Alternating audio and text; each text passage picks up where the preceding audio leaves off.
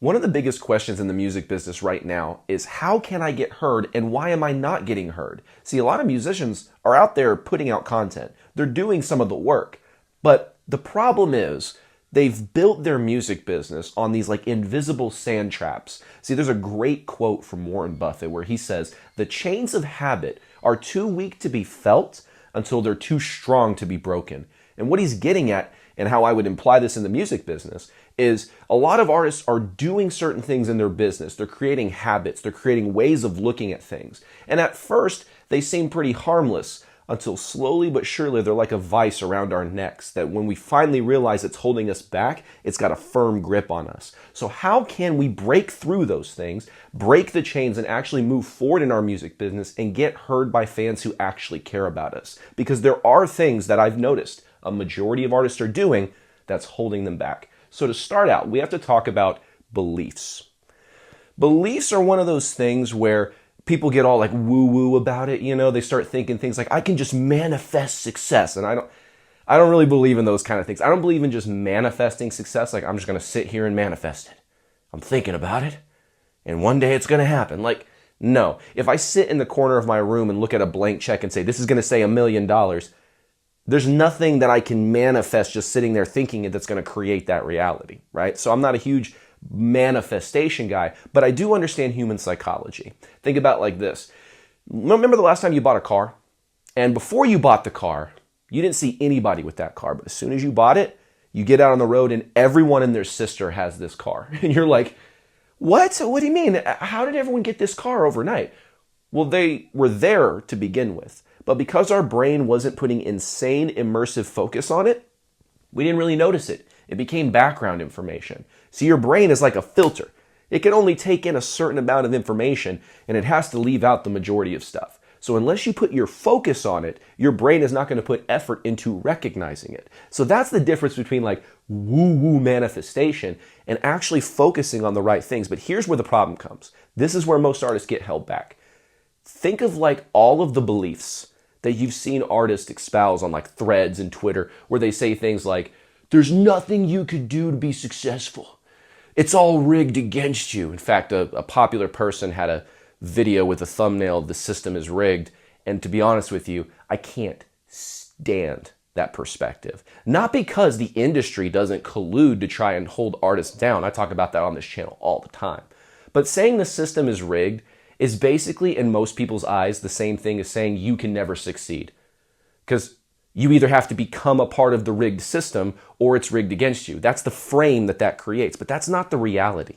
See, so many limiting beliefs exist inside artists that hold them back from actually trying to move forward. Because, for example, I had somebody comment this, and I know if one person comments this, there's hundreds of people that think it, that it doesn't really matter what you do with your organic content because you have to pay to see any results on your social media. And that's just factually untrue. I have had many personal experiences, clients, people that I'm just observing and studying, where they're not using paid advertising to grow on their social media. They're just posting organic content consistently, but not low effort, I'm not really thinking about it content. They're really thinking about how their fans will consume this content so that they'll be attracted to it and want to consume it. Those people are doing just fine, but because a lot of artists have tried organic content, because it never really works at first. You know, everyone always sees the results after you've blown up, but no one sees the hours and hours and hours of content that didn't do anything, right? But that's just how it goes. That's the game.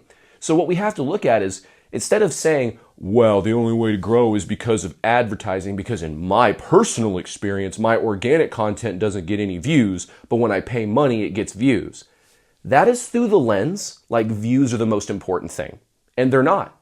I know. Ideally, we want to have the biggest audience possible. And so views are a rough metric as to whether a piece of content is doing well or not. But doing well, as it relates to content, can mean something very specific that most people don't think of. Think of it like this. If you have 1 million people who view your music video, but none of them actually go listen to it, was that an effective video?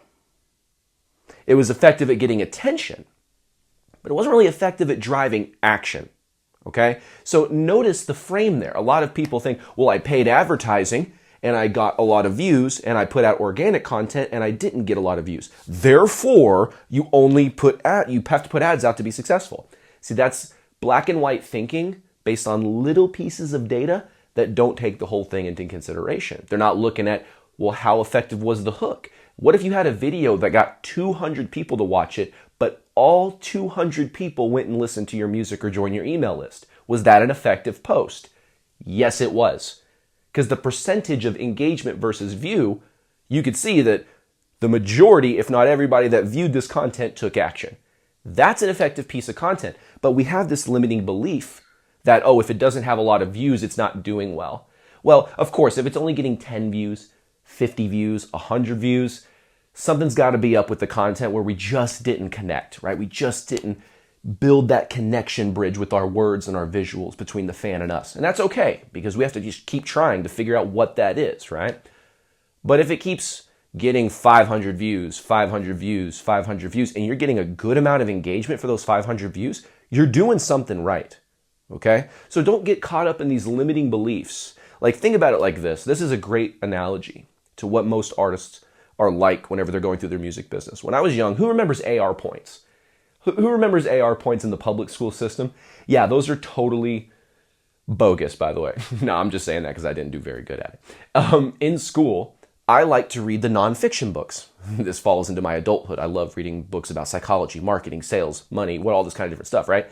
And the school would give you way more points for like Harry Potter, the fiction-based books, which, by the way, Harry Potter's awesome, but for me, my attention span sitting down and reading a Harry Potter book versus just watching the movie, I'm gonna watch a movie every time. But these little short books about the weather or sharks or trees, dude, I was just burning through those like crazy, but they didn't have very many points. So what happened? I didn't get very many points compared to my classmates, and so I didn't get the awards for the points a couple years in a row. And then my counselors told me, yeah, Dax, your reading just isn't as good as your peers, and you're probably back a grade level or two on your reading. And then I get into high school and they're doing the same thing. They're like, yeah, you're back a couple years on your reading test. You should probably stay back in a reading class.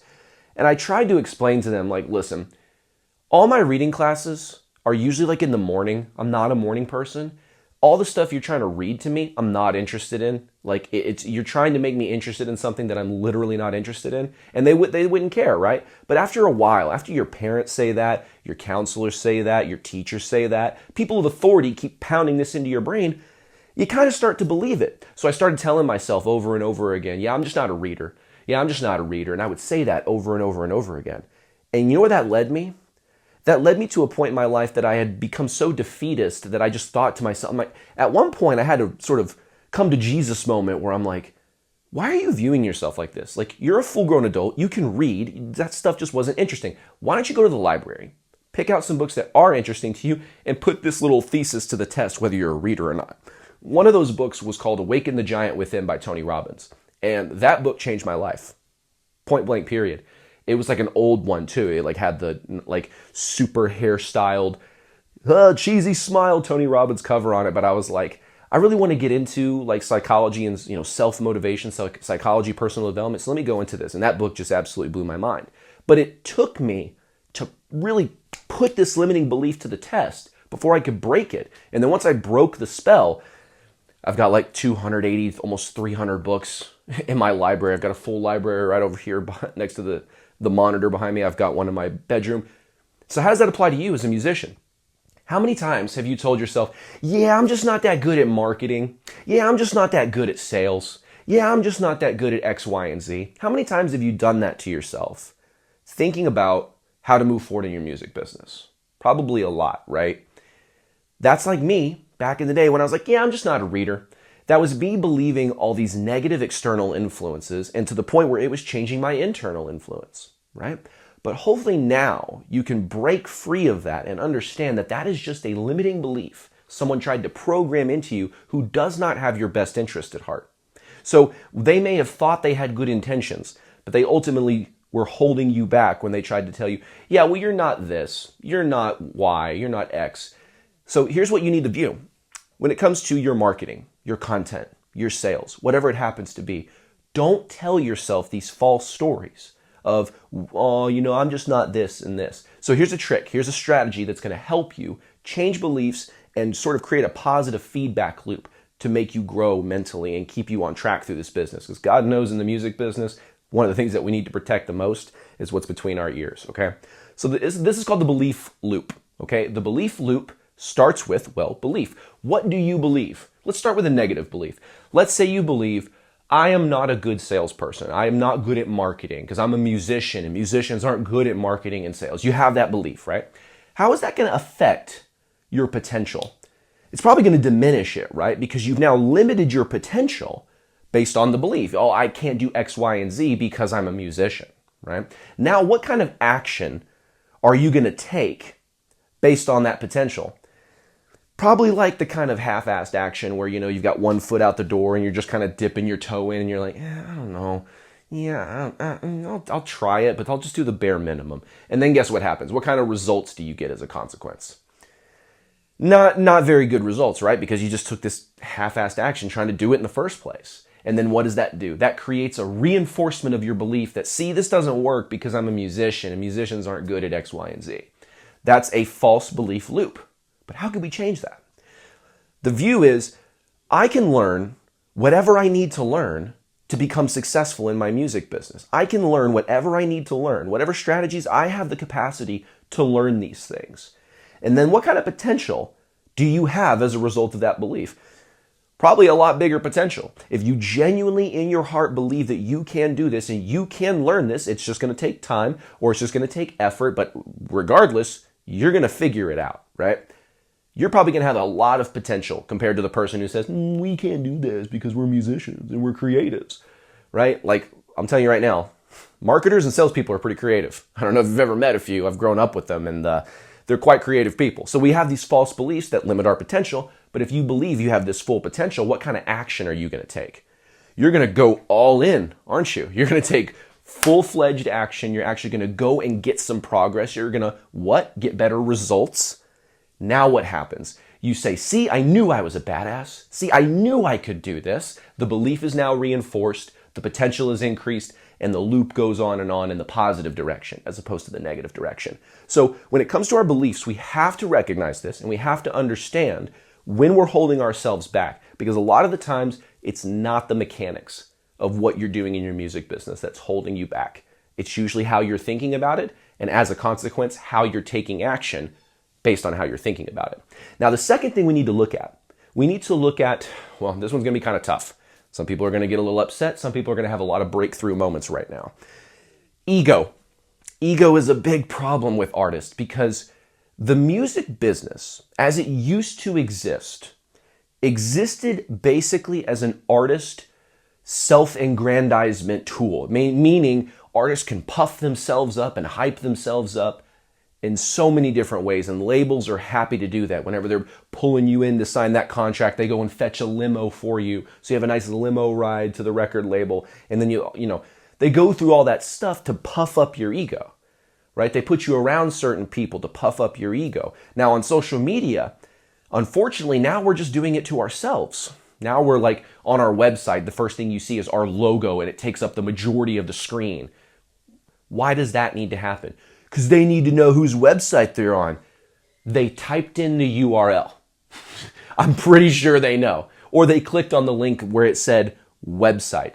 I'm pretty sure they know whose website they're going to. So why do we need our logo and a giant picture of us in the first fold before any valuable information is presented? To me, I'm like, get rid of the fluff. To me, I'm like, as soon as they go to your website, give them the ability to take immediate action, to join your list, join the fan club, go to the merch store, get this cool free behind the scenes, whatever. They need to be able to do that immediately within the first scroll or the first fold on a computer. They need to be able to do that. But most people, what do? We puff up our egos and we're like, I'm going to put this big thing. Like I was helping out a client one time and they had a PR company, again, music industry professionals. And for those of you that don't know, I separate the music industry from the music business. Okay. So the institutions, the PR company were like, we don't like the website that you've designed with this person, talking about me. That made my client feel so bad about himself that he felt like he needed to go now pay their person to go design a new WordPress website for them. And the website was so barely different, like it really made no discernible, actionable difference. In fact, I would argue that it was less effective because they were running an ads campaign, driving it to this website for my client, and then they were saying, yeah, we're going to get people to join your email list from that. I'm like, why, oh, why would you not have it in the first fold of the page then? Which is what I was doing because I understood the mission. Again, the industry, the old way of doing things, they don't view things like that. They view everything from like, how can we position you like you're Coca-Cola? I hate to tell everybody this, and I don't have any problem admitting it for myself, but hopefully some people can come to Jesus with this. Y'all are not Coke. Y'all have not had 100 years of solid brand history and sales to back up your branding. And that's okay. In fact, that should actually be a breath of fresh air for you. Like, whew, I don't have to pretend like I'm Coke anymore. I don't have to pretend like I'm Pepsi and feel like I have to shell out thousands of dollars in advertising for just brand-based things that don't actually work, right? But that's the way the old music business would do it, and they would make us become artist-centric as opposed to being fan-centric. When it comes to the creation of your art, be artist-centric. For the love of God, please. Create your art with genuine passion and curiosity. But as soon as we start turning this into a business, the business side, not the creative side, but the business side, we got to be thinking fans first always. Fans first always. What does that mean? Well, when I'm putting together a website, I'm thinking to myself, okay, I'm on this artist social media page. I click their link in bio. I've clicked the button that's taking me to the website. No redundant information about where they're at. Welcome to the website. It's like, bro, I know it's the website. I clicked the button to come here. Don't waste their time. Go immediately right into the meat of the action. Go right into joining the email list. Give me your email and I'll give you this cool behind the scenes video or this free download of the song. Join the fan club. Immediate action, right? Why am I doing that? It sounds like, well, you're just being selfish. You want them to join their thing. It's like, well, first of all, yeah, I want them to join my email list. I want them to buy my merch. I want them to join my fan club. Like, duh. So if anybody's upset about that, then piss off. I don't know what else to tell you. You know what I'm saying? But then the other thing is, I'm thinking about it from their perspective. Don't waste their time. Do they really need to see your bio that you've created with industry professionals that sounds like the most boring Wikipedia article you've ever read? I'm sure you could save them some pain and suffering from your painfully boring bio. And I'm not saying that to throw shade. Everyone's bio, mine included, whenever I had the label back in the day that was like, here, we're going to help craft you a perfect bio. I hated that bio. It's so boring. My bio nowadays, if you go to my website and check out my bio's badass. It's kind of a new school thing, but I don't have time to go into that today. But the whole point is, it's focusing from the fan's perspective. How can I make this experience easy for them, convenient for them, effective, so that I'm not confusing them? Because a confused mind buys nothing. How do I actually give them clear communication, clear instructions on what they need to do now that they're here? Because when they go to the website, they're clearly looking for more. Again, I'm thinking about their psychology. They're clearly looking for more than what you have given them access to before that moment. So if they got to your website via a link tree, they chose your website over streaming it, going to the merch store, or whatever links that you have on the link tree. They're going to your website for something more. So lead with the more. Lead with the stuff that they can't just get, on social media, the stuff that they can't just, already get on the link tree. So that is all from a fan psychology perspective. You're thinking about it from their perspective. When it comes down to the offers that you create, you could sit around and say, I think it would be so cool if I, wouldn't it be cool if I did this and it had me and this and this? It's cool, but wouldn't you rather know that your fans think it's cool? Wouldn't you rather know that your fans are going to go, whoa, this is exactly what I've needed from them, so that it's an easy decision for them to go buy, as opposed to you trying to convince them. Now, there's times where you can sell something you want to sell and present it in a way that makes the fans go, that does actually align with what I want.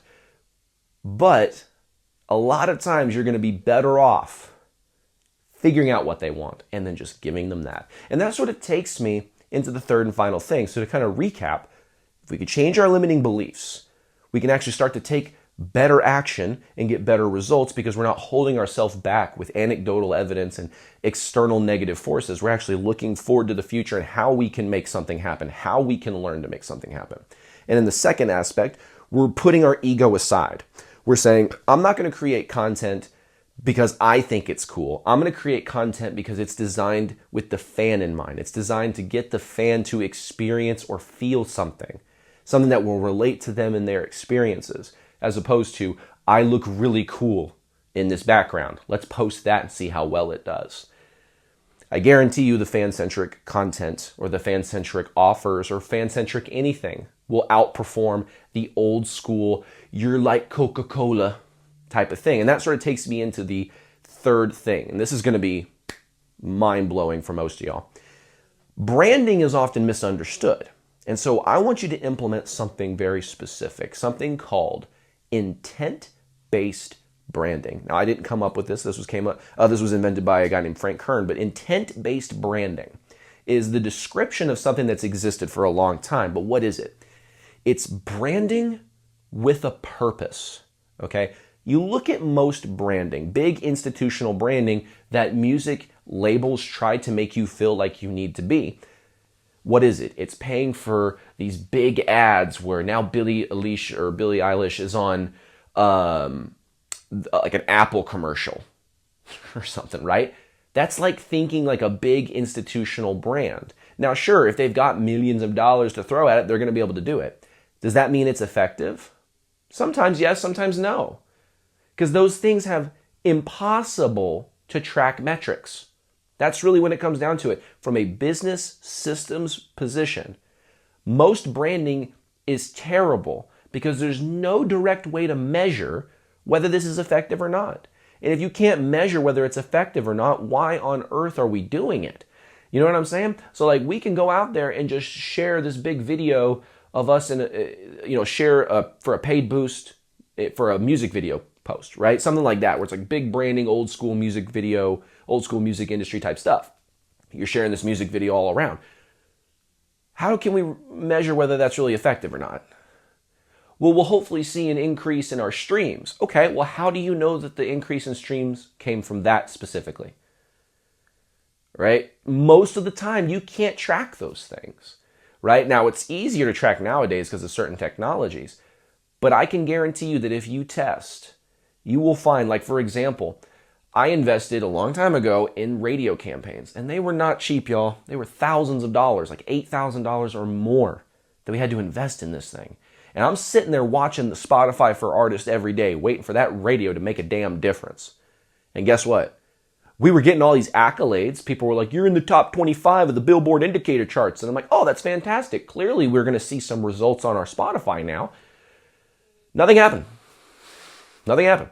Why? Because that's looking at advertising like your Coke or your Pepsi or your whoever, right? That's not viewing branding from how it's supposed to be used, which is through this intent-based branding, which is branding with the intent to sell something, okay? So the branding is going to position you in a way that attracts your fans in, right? So you've got the music that's pulling them into the world that you've created, right? And so they're into it. The branding has attracted them, but there's a system and process that you've created that's going to take them from, oh, I know who this artist is now, to I'm going to join their email list, I'm going to buy their merchandise, I'm going to join their fan club, I'm going to do this, I'm going to get tickets, I'm going to do whatever. You have to build that system that is going to guarantee that this new branding strategy is bringing people into places in your business that it matters. Not just saying, new album on Spotify, out now. That's the laziest, worst advertising ever. You know, and so that's the thing is like the institutional-based branding people are always looking at people who do what I think is the most effective method, which is direct response type marketing. What is direct response marketing? That's marketing designed to get people to act, to get people to take an action to directly respond to you, as opposed to, yeah, I saw a video with this music video, cool. Like I'll tell you right now, I've seen plenty of advertisements that have promoted bands, And I go, oh, that's cool, they're doing that thing. And that has not incentivized me or put any sort of will in me to go check them out. It gets me aware of them. Cool, I know of you. What value does that serve? I mean, it serves a certain kind of kinetic energy, right? Like maybe we could take somebody from aware and bring them into interested. But wouldn't you rather just try to create that interest upon the first interaction? That's where I'm at. I'm like, why not? Okay, let me get you aware of me, but let me also in the same breath get you interested enough so that you'll actually want to come buy what I have, right? I'm like, well, that makes a lot more sense, doesn't it? Because now I can actually say that this has a purpose. How many times have you ever paid for a boost post or paid for an ad and you kind of didn't know the purpose? Like you knew the purpose was like, yeah, people are going to know about me. But like, what after that? How many times have we done that to ourselves? Where once I actually started learning how to systemize this and showing this to my clients and stuff, we immediately started figuring out how to get results. Because now we're actually systemizing it. I can track stuff. I can say, this promotion did well, this promotion did very bad. And you can start to make judgments that get you closer to the answer. Because it's not to say that just because you do a direct response campaign that immediately you're going to hit a home run. Just like when you put out your first piece of content, you're not going to hit a home run. But you keep doing it. You get the data back and you learn what works, and then you improve, and then you get the data back to learn what works, and you start that cycle again. Well, now you've got a better shot of actually getting some results, right? So if we look at these kind of 3 steps to start getting heard, I guarantee that if you really implement these and you take it to heart, you're going to see way more results in your music business than you've been seeing. Okay, so what are those 3 things again? Let's recap them before we close out. We've got to change our limiting beliefs. That's not woo-woo. That's not manifestation BS, The Secret or whatever. This is, I'm going into how do I not just manifest by thinking about it, but how do I drive my focus towards something with such intense focus that I understand what I need to do to move forward. That's what's going to help you out a lot. Because those limiting beliefs are those things that say, well, there's no point in learning how to market because the system's rigged. Or there's no point in marketing because you have to pay for it or else it won't get any traction. Those are false beliefs that are holding you back. But if you can get rid of those false beliefs and say, no, I can learn what I need to learn so that I can move forward and I have that capacity to do so. Now you're using your beliefs in a strong way. This is a way that is like just how human psychology works, right? And human behavior works, not mystical woo-woo. Okay. Number 2, ego. We have to check our ego at the door when it comes to the business. Okay. We don't need to be putting all this stuff out there where we're trying to make ourselves look cool. As I say this many times because I love it. Tyler, the Creator, once said, if you try to be too cool, you're going to freeze to death. So don't focus so much on like, how cool can I be? I'm not going to make a video where I'm having fun in front of a camera for a TikTok thing because I want to be cool. Well, then your music business is going to crystallize and freeze to death because it will go nowhere. You'll get no heat and you'll get no traction in your business. And then number 3, once we focused on how to get rid of the ego and focus on what the fans desire and what the fans will actually respond to, now we can start creating a direct response style business, an intent-based branding that gets people to want to actually join the email list, to join the fan club, to buy your merchandise, to buy your tickets, right? So whatever it is that you're trying to get them to buy, you can create a system to get fans to directly respond to that, as opposed to just kind of like putting out a video that you think makes you look cool and going, I hope they get like aware of me, but also interested and then also buy things even though I don't ask for it and there's no way that they would know about it. That's basically what most of us do. Where instead we start focusing on how can I create something that not only gets them aware of me, but gets them interested in me. And not only gets them interested in me, there's actually a place where they can make a decision and then act right now. Okay? So if you've got some value from this video, make sure to hit the subscribe button, the like button, all that good YouTube-y stuff. Also, if you'd like some one-on-one help inside of your music business, there's a link in the description where you can apply for a one-on-one coaching call to see if it'd be a good fit to work together. And if you want to join our free group that we just created, I'll make sure to put a link in there as well so you can join your other community of money smart musicians who are trying to improve their entrepreneurship and their music business so we can all start kind of chatting about how we can get over our roadblocks and create a great community. So thank you again for being here, and I look forward to seeing you on another video inside of Musicians Ignite. Take care.